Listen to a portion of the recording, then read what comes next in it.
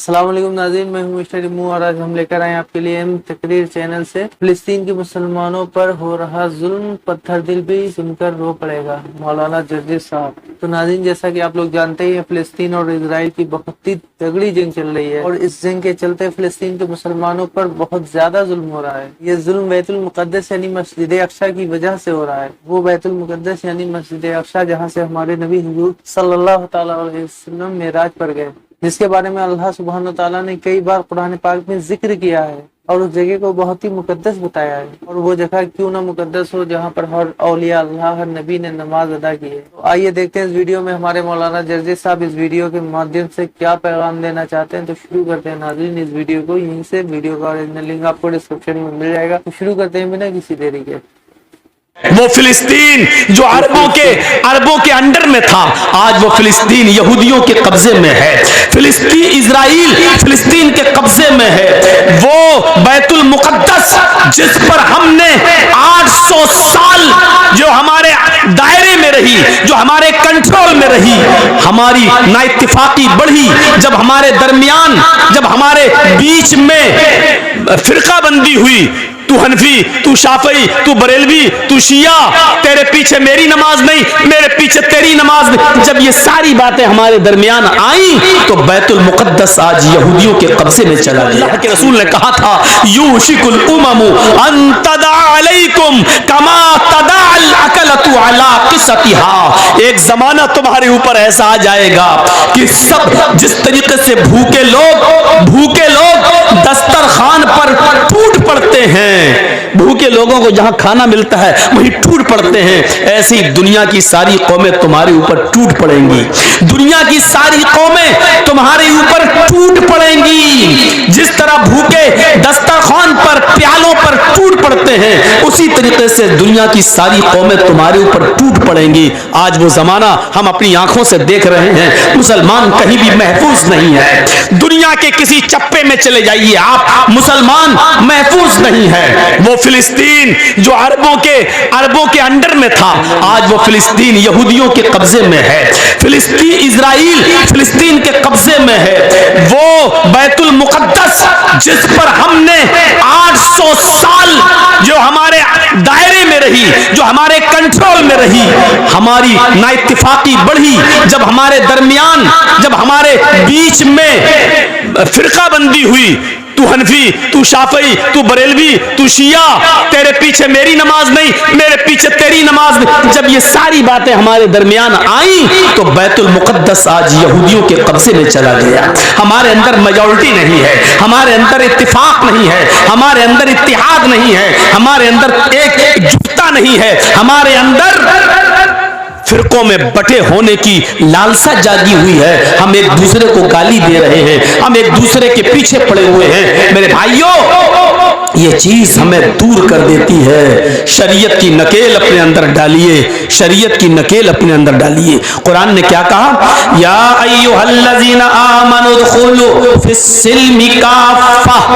ऐ ईमानो वालो, ऐ मुसलमानों, तुम इस्लाम के अंदर पूरे के पूरे दाखिल हो जाओ। पूरे के पूरे दाखिल हो जाओ। क्या कोई कह सकता है कि हम पूरे के पूरे इस्लाम में दाखिल हैं? एक आदमी उठा, 10 बजे सो के उठ रहा है, फजर की नमाज उसने नहीं पढ़ी, जोहर की नमाज पढ़ाया, मगरिब की नमाज पढ़ाया, असर की नमाज पढ़ाया, इशा की नमाज में फिर हिम्मत नहीं हुई, सर्दी की रातें, फिर जाके सो गया। क्या 3 वक्त की नमाजें पढ़कर हम बिस्तर पे सो जाते हैं और अपने आप को हम मुसलमान समझते हैं? अल्लाह ने और उसके रसूल ने हम पर फर्ज की है 5 वक्त की नमाज। कोई आदमी 2 वक्त की नमाज को अहमियत नहीं देता, फजर में सो जाता है, इशा में सो जाता है और 3 वक्त की नमाज पढ़ लेता है। मेरे भाइयों, ये आदमी डबल गुनाहगार है। कभी आपने सोचा है डबल गुनाहगार क्यों? इस आदमी को डबल गुनाह क्यों पड़ेगा? आप ही बताइए। आपका एक बच्चा है, 10 साल का है, मान लीजिए 5th में पढ़ रहा है, 6th में पढ़ रहा है, स्कूल जाता है, स्कूल का टाइम है उसका 8 बजे स्कूल है, 1 बजे छुट्टी है, लेकिन आपका बच्चा हमेशा कभी 8:30 पे पहुंचता है, कभी 9 पे पहुंचता है। एक दो मर्तबा वहां का स्टाफ, वहां के टीचर वार्निंग देंगे, आज लेट कैसे आए हो, सब देर हो गई, एक दो बार छोड़ देंगे। लेकिन बार बार जब आपका बच्चा 2-3 बार लेट पहुंचेगा तो उसको पनिशमेंट भी मिलेगा, कभी उसको मारा भी जाएगा, आज देर से क्यों आए हो, 2-3 बार मार के छोड़ दिया जाएगा। लेकिन जब वो अपनी आदत बना लेगा और वो बराबर लेट जाएगा तो फिर उसको स्कूल का मैनेजमेंट उसको स्कूल से निकाल देगा। क्यों? और एक वो बच्चा है जो स्कूल जाता ही नहीं है, ना उसको मारा जाता है ना निकाला जाता है। क्यों? वो तो जा ही नहीं रहा है, वो तो जा ही नहीं रहा है, ना उसको मारा जा रहा है ना निकाला जा रहा है। क्यों? वो तो जा ही नहीं रहा, तो उसको क्यों मारेंगे? लेकिन जब आपका बच्चा स्कूल जाता है तो उसको कभी मारा भी जाता है और बाद में निकाला भी जाता है, यानी उसको डबल सजा। एक तो ये कि पिटाई भी लगी, दूसरी ये कि उसने आदत बना ली तो उसको निकाला। पढ़ने वाले बच्चे को डबल सजा और जो बिल्कुल नहीं पढ़ रहा है उसको कोई सजा नहीं। तो आपने कभी गौर किया, जो आदमी बिल्कुल नमाज नहीं पढ़ रहा है दुनिया में उसको कोई सजा नहीं है, नहीं पढ़ रहा है। लेकिन जो आदमी 3 टाइम की पढ़ता है 2 टाइम की छोड़ देता है, 4 वक्त की पढ़ रहा है 1 टाइम की छोड़ देता है, ये आदमी अल्लाह की अदालत में डबल मुजरिम है, डबल गुनाहगार है। उसकी वजह यह है कि अल्लाह ने फर्ज की है 5 वक्त की नमाज, ये अपने ऊपर फर्ज कर लिया 3 वक्त की नमाज। अल्लाह ने कहा 5 की पढ़ो, ये 3 की और 4 की पढ़ रहा है। इसको डबल गुनाह इस बात का, एक तो 2 वक्त की नमाज छोड़ रहा है, एक तो गुनाह इस बात का, और दूसरा गुनाह नमाज को अपने मनमाने तरीके से पढ़ रहा है, अल्लाह के कानून को बदलने की सजा, यानी चेंज करने की सजा। क्योंकि अल्लाह ने फर्ज की 5 वक्त की और ये पढ़ रहा 3 वक्त की, इसलिए इसको डबल सजा। ये हमें और आपको सोचना चाहिए। हम अपने मुआशरे में जी रहे हैं, रह रहे हैं, क्या ही मुआशरा। वो इस्लाम जो सबसे बेहतर मजहब है, हम उसकी कदर नहीं कर पा रहे हैं, हम उसकी कदर नहीं कर पा रहे हैं। हर वक्त जब तक हम इस्लाम में डूबे नहीं रहेंगे, मसलन जर्जीस साहब कुर्सी पर बैठे तकरीर कर रहे हैं, कुर्सी पर बैठने से पहले सोच लेना चाहिए कि कुर्सी पर बैठकर तकरीर करना कोई नाजायज तो नहीं है। जब हम माइक में बोलें तो ये सोच लेना चाहिए कि माइक में बोलना कहीं गुनाह तो नहीं है। आप जो जलसा सुनने के लिए आप बैठे हैं और बिना जरूरत के आप उठ रहे हैं, बैठ रहे हैं और आवाज कस रहे हैं और आपके मुंह से आवाज निकल रही है, तो आपको ये सोच लेना चाहिए कि आवाज निकालने से पहले कहीं जलसा सुनते वक्त, कुरान और हदीस की बातें सुनते वक्त मुंह से बोलना जायज है कि नाजायज है। जब तक हम हर बात पर इस्लाम की फिक्र नहीं करेंगे कि इस्लाम में जायज है कि नाजायज, तब तक हम इस्लाम पर पूरा अमल नहीं कर सकते। हमारा उठना बैठना लेटना सोना जागना खाना पीना सब इस्लामी होना चाहिए, हमारी शादियां इस्लामी होनी चाहिए, हमारा रहन सहन इस्लामी होना चाहिए, हमारे बीवी बच्चे इस्लामी माहौल में रहना चाहिए। ये तमाम चीजें जब तक हम सोचेंगे नहीं। कहा जाता है कि एक आदमी बहुत भूखा था, भूख की वजह से उसको हालत उसकी खराब थी और उस आदमी से किसी ने पूछा कि 2-2 कितने होते हैं, 2 और 2 कितने? उसने कहा 4 रोटी। 4 रोटी। कभी आपने सोचा है कि उस भूखे आदमी की जबान से 4 रोटी क्यों निकला? उसको 4 पेन भी तो कह सकता था, 4 फैन भी तो कह सकता था, 4 माइक भी तो कह सकता था, 4 किताब भी तो कह सकता था, 4 मोबाइल भी तो कह सकता था। और इसको भी कहने की जरूरत नहीं थी, क्योंकि पूछने वाले ने सिर्फ गिनती पूछी, 2 + 2 कितना, 2 और 2 कितना। उसका जवाब सिर्फ यह होना चाहिए था कि 4, लेकिन उसके मुंह से निकला क्या? 4 रोटी, क्योंकि उसको भूख लगी थी, उसका दिमाग सिर्फ रोटी की तरफ लगा हुआ था, उसका जहन सिर्फ खाने की तरफ लगा हुआ था। इसलिए सवाल ना समझते हुए भी उसने जवाब में रोटी कह दिया।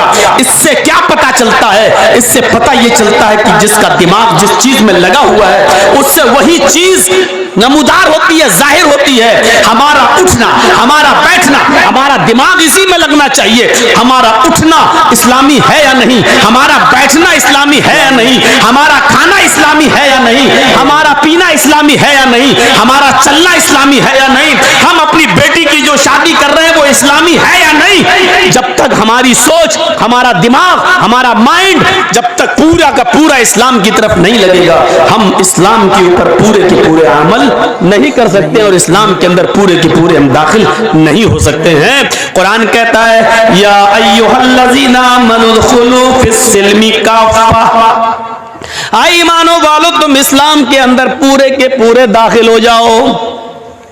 इस्लाम के अंदर इसलिए दाखिल हो जाओ क्योंकि इस्लाम सबसे बेहतर मजहब है। बेशक दूसरे मजहबों को क्रिटिसाइज नहीं करना चाहिए, उन पर तनकीद नहीं करना चाहिए। हर आदमी अपने अपने मजहब पर अमल करने के लिए आजाद है और हर आदमी को अपने मजहब को सबसे अच्छा कहने का भी अधिकार है। वो जिस मजहब पर अमल कर रहा है वो कह सकता है कि हमारा मजहब सबसे अच्छा है। हम मुसलमान हैं, हम कह सकते हैं कि हमारा मजहब सबसे अच्छा है। कुरान इस बात की गवाही देता है, इन्नद्दीन इंदल्लाहिल इस्लाम, अल्लाह की दृष्टि में, अल्लाह की नजर में सबसे बेहतर अगर कोई मजहब है, सबसे बेहतर अगर कोई दीन है तो वो इस्लाम है। बेशक इस्लाम सबसे बेहतर दीन है। और बेहतर चीज की कुर्बानी कोई नहीं देता है। बेहतर चीज के लिए कुर्बानी दी जाती है, उसकी कुर्बानी कोई नहीं देता है। अभी सिर्फ आयतें सुन लो, मिसालें मैं बाद में देता हूं। सबसे पहला क्या बताया? इस्लाम सबसे बेहतर मजहब है।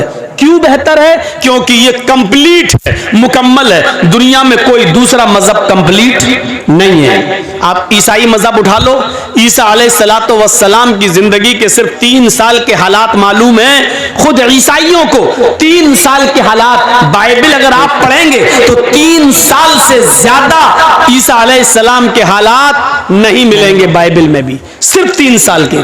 तो 3 साल की जिंदगी किसी की आइडियल नहीं हो सकती है पूरी जिंदगी के लिए। ईसाइयों से पूछो कि वो शादी कैसे करेंगे, उनको नहीं मालूम। क्यों भाई? जिसको जाना है या तो चला जाए और जिसको बैठना है वो बैठ जाए। सामने से हम नहीं उठने देंगे, पीछे से जाइए आप। मेरे सामने आप लेफ्ट और राइट मत कीजिए। आपको इजाजत है, पूरी परमिशन है, जिसको जाना हो जाए। लेकिन जब मैं बोलने लगूं तब नहीं, अभी जाओ। कोई फर्ज थोड़ी है, जलसा सुनना कोई फर्ज नहीं है। अब जब कराए हो इतना चंदा वंदा खर्च करके, इतना पैसा खर्च करके, तो थोड़ा सा सुन लीजिए। अभी आपको कुछ अच्छी बातें भी आपके सामने आ रही हैं, ये सब अच्छी बातें हैं, लेकिन मजीद जो चीज आपको ज्यादा मुतासिर करेगी, तो मेरे भाइयों सुनिए, ईसाइयों के पास नहीं है। अगर उनसे पूछो कि शादी कैसे होती है, उनको नहीं मालूम। क्यों? क्योंकि ईसा अलैहिस्सलातु वस्सलाम ने शादी नहीं की थी। हमारा कुरान ये कहता है कि ईसा अलैहिस्सलाम को जिंदा आसमान पर उठा लिया गया है और कुर्ब क़यामत वो दोबारा आएंगे। जब वो इस दुनिया में दोबारा आएंगे तो शादी करेंगे और फिर उनकी बीवी और के साथ बच्चे भी होंगे। यानी अभी उनकी शादी नहीं हुई। तो जिस नबी ने शादी न की हो, उसकी कौम को कैसे मालूम कि शादी कैसे होती है? ईसा अलैहिस्सलाम ने शादी का कोई तरीका भी नहीं बताया। पूरी रामायण पढ़ जाइए आप। 2 रामायणें हैं, रामचरितमानस तुलसीदास जी की और एक रामायण है वाल्मीकि जी की, जिसको बोलते हैं वाल्मीकि रामायण। दोनों रामायण पढ़ जाइए। रामचंद्र जी की पूरी जिंदगी आपको नहीं मिलेगी। रामचंद्र जी की पूरी जिंदगी के हालात रामायण में नहीं मिलेंगे। उनकी भी चंद साल की जिंदगी के हालात रामायण में बंद है बस। इसलिए हिंदू भाइयों के पास भी सिर्फ इतना है, दानम दीक्षिता, दान दो, खैरात करो, लेकिन कितनी खैरात मालूम नहीं। मसलन आपके यहाँ खेती बाड़ी होती है, धान पैदा होता है, तो हदीसों में आता है ना कि धान में कितनी ज़कात देना है। अगर आसमान से बारिश होती है और बारिश के पानी से अगर धान पैदा होता है तो उसकी ज़कात अलग है। आसमान से बारिश नहीं हुई है, आपने सरकारी पानी नल चलाकर और जनरेटर के जरिए पानी खींचकर आपने खेत को सींचा है, उस पानी से धान पैदा हुआ है तो उसकी ज़कात अलग है। सोना और चांदी की ज़कात अलग है। समंदर या आपके तालाब में कितनी मछलियां होनी चाहिए कि उस पर ज़कात फर्ज होती है, कितनी बकरियों पर ज़कात फर्ज है, कितनी भैंसें और गायें होनी चाहिए कि जब आपके ऊपर ज़कात फर्ज बन जाएगी, ऊंट कितने होना चाहिए, कपड़े का बिजनेस करते हैं तो कपड़ा कितना होना चाहिए, आप जिस मकान में रहते हैं उस मकान में ज़कात है या नहीं, आपके मकान के अलावा 2-4 प्लाट और पड़े हुए हैं जो आपने खरीद के डाल दिए, उन प्लाट पे ज़कात है या नहीं, अगर वो प्लाट आपके अपने हैं तो उस पर ज़कात है या नहीं, या उन प्लाट को आप बेचना चाहते हैं, उससे बिजनेस करना चाहते हैं, उस पर ज़कात है या नहीं, है तो कितनी है। ये सारी चीजें ऐसी हैं जो इस्लाम बताता है, लेकिन हिंदू धर्म के अंदर इसकी कोई सीमा नहीं है। नकद है आपके पास तो 1 लाख रुपए में 2,500 रुपए आपके ऊपर ज़कात है, 40 रुपए में 1 रुपया ज़कात है, 100 रुपए में 2.5 रुपया आपके ऊपर ज़कात है, 1000 में आपके ऊपर 250 रुपए ज़कात है, 1 लाख में आपके ऊपर 2500 रुपए नहीं 2,500 रुपए ज़कात है। ये है इस्लाम के अंदर एक सीमा जो हिंदू धर्म के अंदर और ईसाइयत के अंदर आपको नहीं मिलेगी। सिर्फ इतना है गरीबों की मदद करो, लेकिन कितनी ये इस्लाम बताता है। तो इसलिए कहा इस्लाम एक मुकम्मल मजहब है, कंप्लीट मजहब है। शादी अल्लाह के नबी ने करके दिखलाई है, और करके ही नहीं दिखलाई है बल्कि आपकी पहली शादी, आप आश्चर्य करेंगे, सुनिए, आपकी पहली शादी कितनी साल की उम्र में हुई? किसी को मालूम है? आप लोगों में 25। लाज रख ली दोस्त आपने। और किससे हुई? खदीजा रजी अल्लाह ताला अन्हा से। उनकी उम्र कितनी थी? 40। अल्लाह के नबी ने ये शादी करके बतला दिया है कि कम उम्र का लड़का बड़ी उम्र की औरत से शादी कर सकता है, और ये कोई नाजायज नहीं है। और सुनिए, खदीजा जो उम्र में 15 साल बड़ी थी अल्लाह के रसूल से, नबी अकरम से, अल्लाह के रसूल सबसे ज्यादा प्यार भी उन्हीं से करते थे। ये चीज ना ईसाइयत में मिलेगी ना हिंदू धर्म के अंदर मिलेगी। सिर्फ इतना लिखा है पति और पत्नी में प्रेम होना चाहिए बस, लेकिन प्रेम कैसा, उसकी मिसाल कैसी? रामचंद्र जी सीता से कितना प्यार करते थे, आज तक रामायण पढ़ जाइए आपको नहीं मिलेगा। अगर प्यार करते होते तो रावण लेके ना भागा होता। 14 साल का वनवास ले लिया था रामचंद्र जी ने, अपनी पत्नी को छोड़ गए, 14 साल के लिए जंगल में चले गए। साहब, पत्नी की देखरेख कौन करेगा? कौन देखरेख करेगा? तो ये मैं क्रिटिसाइज नहीं करना चाहता और होना भी नहीं चाहिए, लेकिन बताना मैं ये चाहता हूं कि बीबी घर में अकेली, रामचंद्र जी का कोई पुत्र तो था नहीं भाई। 14 साल तुम जंगल में रहोगे तो बेटा कहां से आएगा, बेटी कहां से होगी, औलाद कहां से आएगी? तो ये सब चीजें सोचने की हैं। तो रामचंद्र जी के ने 14 साल का वनवास ले लिया, उधर रावण जो है उनकी पत्नी को लेके भाग गया। जो भी हुआ वो अलग बात है कि सीता जी अच्छी थी, नेक थी, अपने रामायण के मुताबिक उन्होंने रावण को हाथ नहीं लगाने दिया, और रावण ने भी बहुत चाहते हुए भी उनको बदनाम नहीं होने दिया। बदनाम करना चाहता था लेकिन नहीं कर सका, और सीता को अपने आप को पाक साफ, अपनी कौम के सामने पाक और साफ साबित करने के लिए आग में कूदना पड़ा, छलांग लगानी पड़ी, ये बताने के लिए कि रावण के साथ मेरा कोई ताल्लुक और मेरा कोई संबंध नहीं। ये सारी चीजें आप देखिए और पढ़िए आप। इधर हजरत आयशा के ऊपर भी इल्जाम लगता है, इधर हजरत आयशा के ऊपर भी तोहमत लगती है जिना की, लेकिन हजरत आयशा को अल्लाह के नबी उनके घर पहुंचा देते हैं, आपने इल्जाम नहीं लगाया। तो मैं कह ये रहा था कि इस्लाम एक मुकम्मल मजहब है, एक मुकम्मल कंप्लीट दीन एक इस्लाम कौन है? इस्लाम है। इस मजहब के अंदर आपको कंप्लीटली नहीं मिलेगी। अल्लाह के रसूल ने 25 साल की उम्र में 40 साल की खदीजा के साथ रहकर पूरी दुनिया को दिखा दिया कि देखो मुझसे 15 साल उम्र में बड़ी औरत, उसके साथ कैसे रहा जाता है। बुढ़ापे की कोई शिकायत नहीं आई है। बल्कि जब तक खदीजा जिंदा रही, नोट कीजिएगा मेरी बात, जब तक खदीजा जिंदा रही इतना प्यार किया अल्लाह के रसूल ने खदीजा से, और खदीजा ने भी इतना प्यार दिया नबी अकरम को कि अल्लाह के रसूल ने कोई दूसरी शादी खदीजा की जिंदगी में नहीं की। आपने और शादियां की हैं, लेकिन कब? खदीजा के इंतकाल के बाद। लेकिन खदीजा जब तक जिंदा रही तब तक आपने दूसरी शादी नहीं की। और जानते हो ये चीजें आपको रामायण और गीता में नहीं मिलेंगी, ईसाइयत में नहीं मिलेंगी। जब खदीजा का इंतकाल हो गया और आपने एक दो शादियां और कर ली और आयशा भी आपकी जिंदगी में आ गई, तो आप ताज्जुब करेंगे। एक दिन कुर्बानी का दिन था, यहां से आप देखिए, एक दिन बकरा ईद का दिन था, कुर्बानी का दिन था, आपने जानवर ज़िबा किया और ज़िबा करने के बाद उसका गोश्त पककर जब हजरत आयशा सिद्दीका ने अपने हस्बैंड को दिया, अल्लाह के नबी को दिया, कुर्बानी के गोश्त की पहली बोटी अल्लाह के नबी के पास आती है, आपने प्याला उठाया और उस गोश्त की बोटी को लेकर जैसे ही मुंह में लगाते हैं, खाते नहीं है, उसको वापस कर देते हैं और आंखों में आंसू आ जाते हैं। रोते हुए पूछा अम्मा आयशा ने, मेरे सरताज क्या हुआ?